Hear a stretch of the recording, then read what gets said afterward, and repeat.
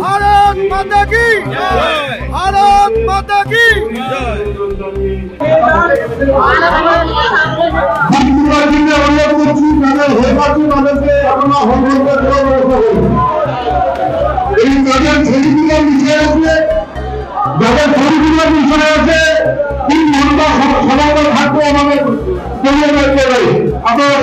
এটাই তো তফাৎ, এটাই তফাৎ। আমাদের হাতের 5টা আঙ্গুল যেমন সমান হয় না, সেরকম মানুষও সমান হয় না, সবার মানসিকতা সমান হয় না। তবে আমি বলবো, রাগ, ক্ষোভ, অভিমান সমস্ত কিছু ভুলে গিয়ে সবাইকে একটা সুতায় বেঁধে সবাই মিলে একসাথে লড়াই করে আমাদের লক্ষ্য মানুষকে বাঁচানো, স্বৈরাচারী সরকারের হাত থেকে গোটা বাংলাকে নিষ্কৃতি দেওয়া।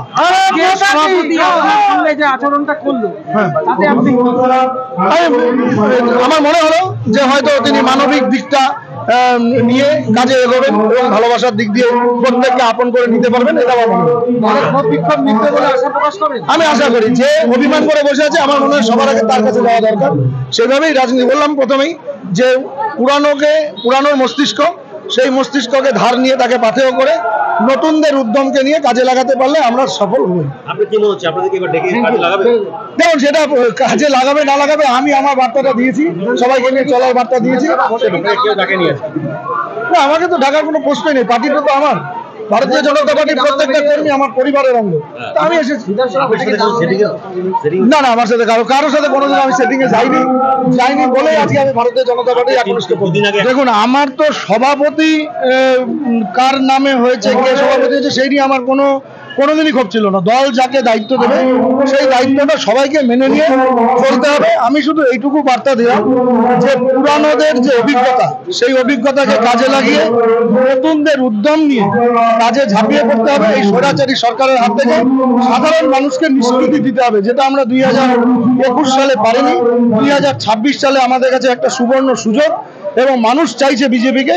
তাই সবাই যদি একসাথে একত্রিত হয়ে বিভেদ ভুলে গিয়ে, রাগ, অভিমান, ক্ষোভ ভুলে গিয়ে যদি আমরা এই আন্দোলনে ঝাঁপিয়ে পড়তে পারি, তাহলে সফল আমরা হবই।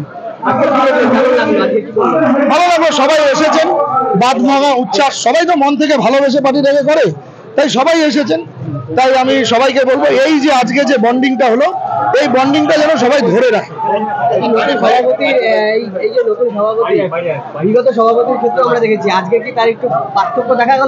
দেখুন, দল হচ্ছে কলেবর ধীরে ধীরে বৃদ্ধি হয়েছে। সেই সময় যখন তিনি সভাপতির দায়িত্ব নিয়েছিলেন, সেই সময় হয়তো এত হয়নি। এখন কর্মী সংখ্যা বেড়েছে, মানুষের উন্মাদনা বেড়েছে, মানুষের ভালোবাসা বেড়েছে। তাই এখন আজকে তো আমরা বাজিয়ে দিলাম, ভারতীয় জনতা পার্টি জলপাইগুড়ি জেলায় দামামা বাজিয়ে দিলাম।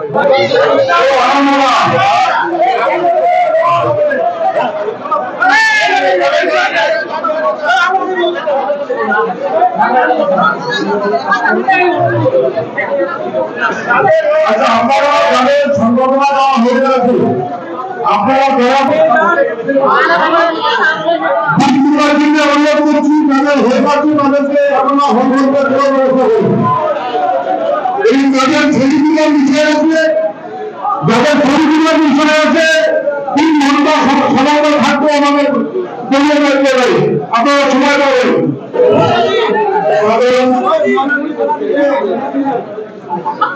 যাদের সম্পাদনা নেওয়া হয়ে গেছে তারা আপনারা হলবল যাবেন এবং অন্য কার্য করতে হবে,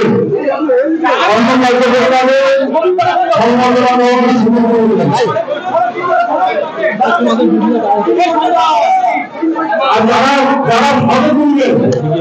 এটার একটাই কারণ, পশ্চিমবঙ্গে যে 2011 সাল থেকে স্বৈরাচারী শাসন এবং শোষণ চলছে, আর সেই শাসন এবং শোষণ থেকে বাংলার মানুষ মুক্তি চাচ্ছে। বাংলার আগামী প্রজন্মকে সুরক্ষিত করবার প্রয়োজন আছে। আর ঠিক সেই কারণেই আজকের এই বাঁধ ভাঙা উচ্ছ্বাস, এটা শুধুমাত্র একটা প্রতীকী উচ্ছ্বাস, এর বাইরে আপামর জলপাইগুড়িবাসী সহ গোটা রাজ্যবাসী শুধু অপেক্ষায় আছে যে 2026 সালের যে নির্বাচনী নির্ঘণ্ট প্রকাশিত হবে এবং এই বাঁধ ভাঙা উচ্ছ্বাস আরো শত শত গুণ বৃদ্ধি পাবে।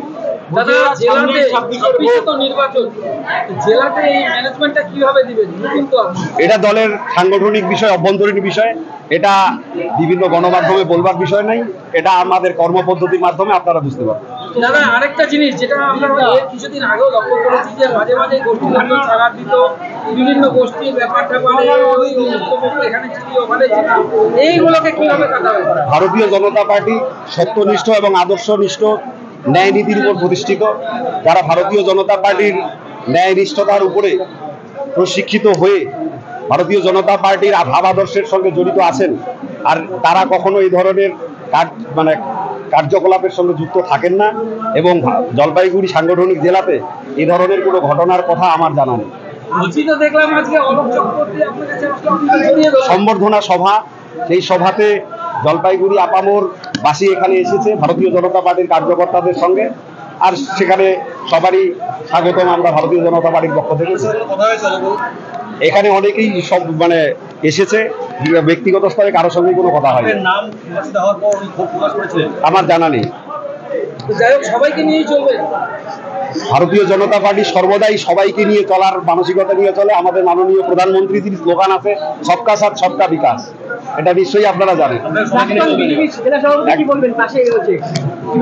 মাননীয় সদ্য প্রাক্তন জেলা সভাপতি, আমার অভিভাবক, রাজনৈতিক অভিভাবক, এবং তার সুযোগ্য নেতৃত্বে আপনারা লক্ষ্য করেছেন জলপাইগুড়ির ইতিহাস তৈরি হয়েছে ভারতীয় জনতা পার্টি। 2019 সালে ব্যাপক ভোটে, বিপুল ভোটে আজকে সাংসদ নির্বাচিত হয়েছিল, সেখানেও নেতা ছিলেন মাননীয় বাপি গোস্বামী সহ অন্যান্য নেতৃত্বরা।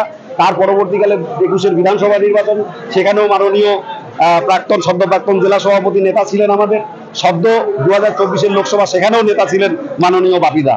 তো তার নেতৃত্ব নিয়ে প্রশ্ন তুলবার কোনো অবকাশ নেই, এবং তার নেতৃত্বে আমরা এই ভারতীয় জনতা পার্টি জলপাইগুড়ি সাংগঠনিক জেলা এগিয়ে চলছি, এবং বর্তমানে আমার কাঁধে যে গুরু দায়িত্ব অর্পণ করেছে, আমরাও আমাদের যে প্রাক্তন মাননীয় সভাপতিরা আছেন তার সঙ্গে সমস্ত স্তরে কার্যকর্তাকে সঙ্গে নিয়ে আমরা 26-এর ভোট যুদ্ধে নামবো, এবং এই জলপাইগুড়ি সাংগঠনিক জেলার যে 8টা বিধানসভা, এই 8টা বিধানসভাতেই আমরা তৃণমূলকে 8-0 করবো।